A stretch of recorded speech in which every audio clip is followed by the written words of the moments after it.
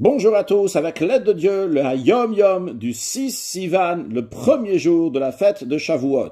Tout d'abord, le Rabbi nous dit que lorsqu'on lit les 10 commandements, le premier jour de Shavuot, ce qui est d'ailleurs quelque chose d'extrêmement important, que tout le monde, hommes, femmes et enfants, vont écouter les 10 commandements, comme il est écrit dans Psikta de Rav Kana, que Dieu dit au peuple juif, chaque année, lisez ce passage des 10 commandements, je vous considère comme si vous êtes au pied du mont Sinaï en train d'écouter les 10 commandements, et là-bas, au pied du mont Sinaï, il y avait tout le monde, hommes, femmes et enfants, et ça se renouvelle chaque année. C'est très important que tout le monde va aller écouter les 10 commandements. Alors dans la Yom Yom, il nous dit que quand on lit les 10 commandements, on se tient debout face au Sefer Torah. Un deuxième point. Il y a dans les communautés ashkénazes la coutume de lire les Hakdamot, dans lequel on dit des grandes louanges envers Dieu, qui s'est marié avec le peuple juif, qui a donné la Torah au peuple juif, à la fête de Shavuot. Eh bien, la coutume Chabad, on ne dit pas ces Hakdamot. À l'occasion d'un discours, le rabbi a expliqué pourquoi à Lubavitch, la coutume n'est pas de dire les Hakdamot. Et tout d'abord que l'idée de ces Hakdamot, c'est lorsque le Paitan, celui qui fait ce poème, il est en train de dire des grandes louanges d'Akadosh Baruch Hu.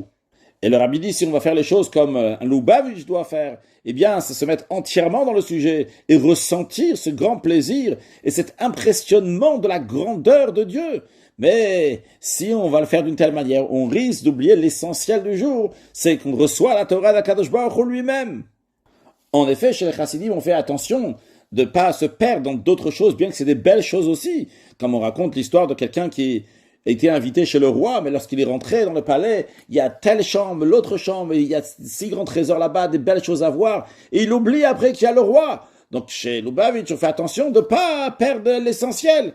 Alors Rabbi nous dit, dans cet esprit-là aussi, en ce qui concerne l'Akdamut, ça parle des 6 grandes choses, la grandeur de Dieu, comment il est au-delà de tous les mondes.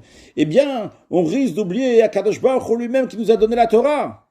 Alors quand on comprend la grandeur d'Akadosh Baruch Hu et tout ce qui s'est passé avec la création du monde, etc., on risque d'oublier le don de la Torah qui a été fait ce jour-là.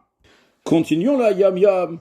Le décès du Baal Shem Tov a été le mercredi, premier jour de Shavuot de l'année 5520-1760, et il a été enterré dans la ville de Mejiboj. À ce propos, le fait que le Baal Shem Tov a quitté ce monde, c'était un mercredi, le mercredi dans lequel Nitlou Ameorot, nos sages disent que les luminaires ont été suspendus, donc le soleil et la lune. Alors l'Admor Azakan, il a dit à ce propos, le mercredi 20 Kislev, 5559-1778, dans la ville de Peterbourg, quand on était là-bas, il a dit le mercredi, 4e jour de la création, ont été pris les luminaires, en faisant référence ici à l'expression en hébreu nitlou, qui veut dire suspendu, quand on écrit nitlou avec un tar, mais si on écrit nitlou avec un tête, ça veut dire qu'ils ont été repris. Le luminaire, les luminaires, le Baal Shem Tov a été repris le 4e jour de la semaine.